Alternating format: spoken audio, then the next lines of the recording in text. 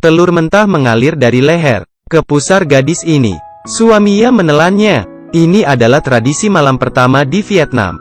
Esoknya, alas darah perawannya digantung di kebun. Setelah diperiksa oleh istri tua dan pelayan, Lin sah menjadi istri ketiga.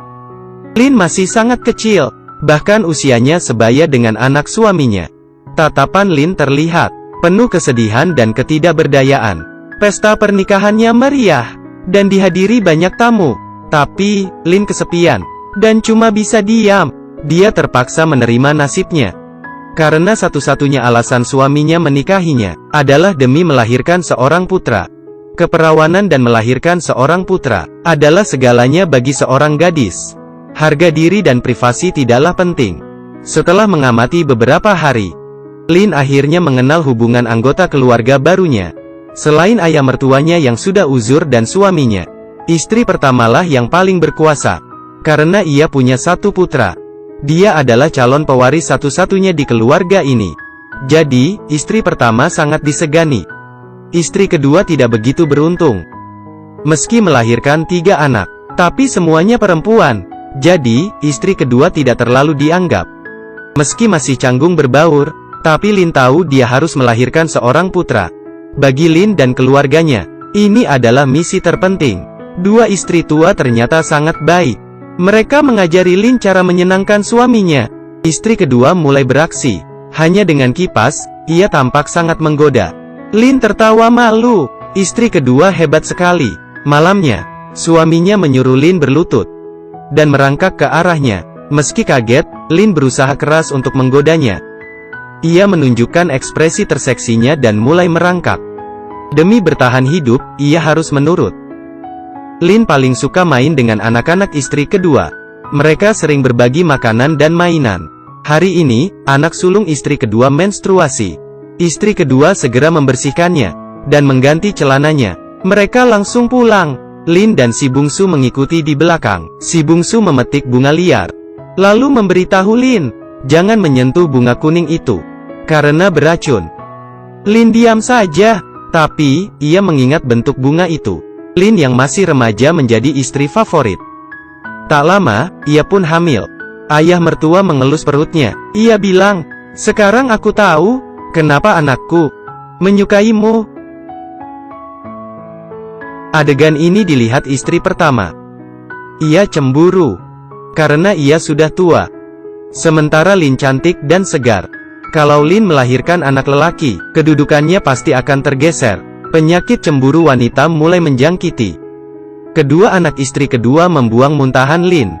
Tapi, istri pertama menghentikannya. Lalu pergi memarahi Lin.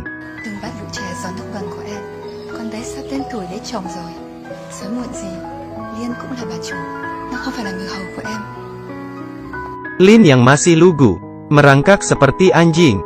Demi menyenangkan suaminya, gadis seusianya seharusnya masih menikmati masa kecilnya. Demi melahirkan seorang putra, dan mendapat kekuasaan, dia harus menuruti suaminya.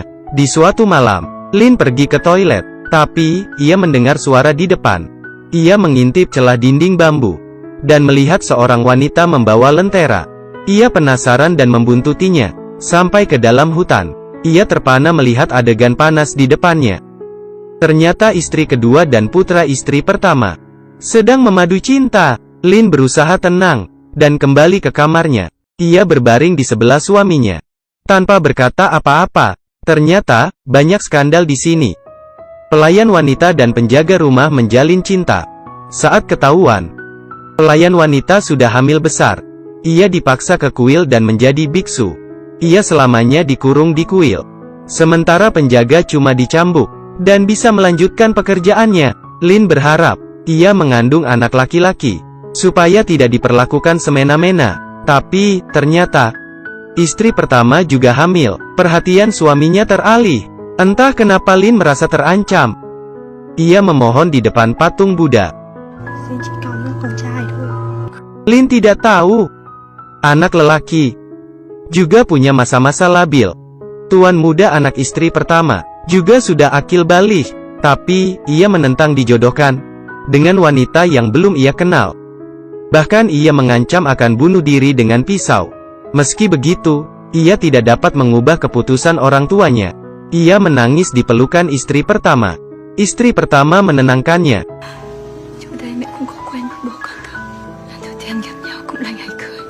Karena istri pertama sudah tua, ia keguguran karena mengkhawatirkan tuan muda. Lin merasa bersalah karena mengira permohonannya mengakibatkan dan bayi istri pertama meninggal. Ia curhat kepada istri kedua. Istri kedua menghiburnya. Kalau ini memang suratan takdir, jangan menyalahkan diri. Lin menjadi tenang mendengarnya. Malamnya, ia tidur di kamar istri kedua. Dua wanita malang ini mencoba menghibur diri. Istri kedua mengoleskan obat di perut Lin.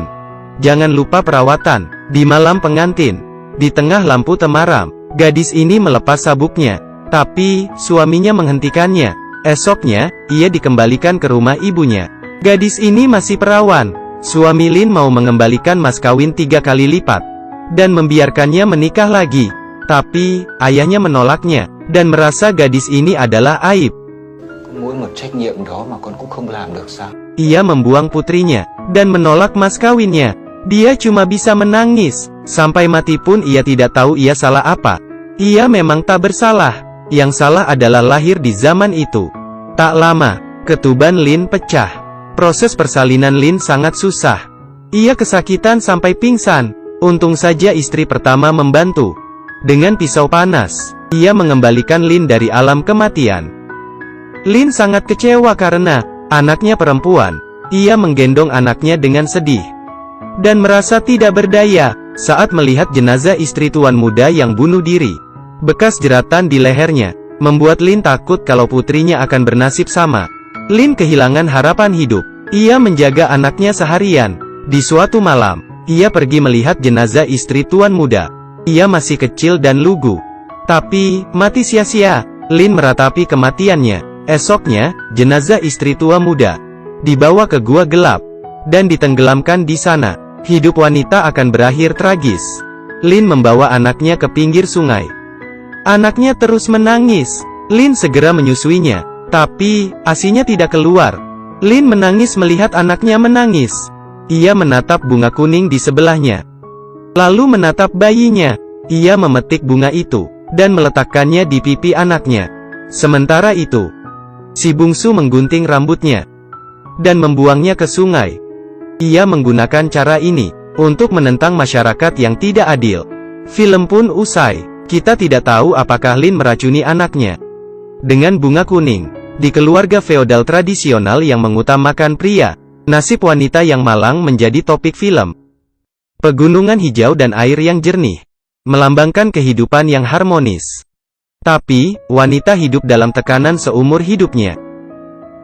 Mereka dikurung di rumah orang tuanya sampai besar, dan dikurung di rumah suaminya sambil terus melahirkan.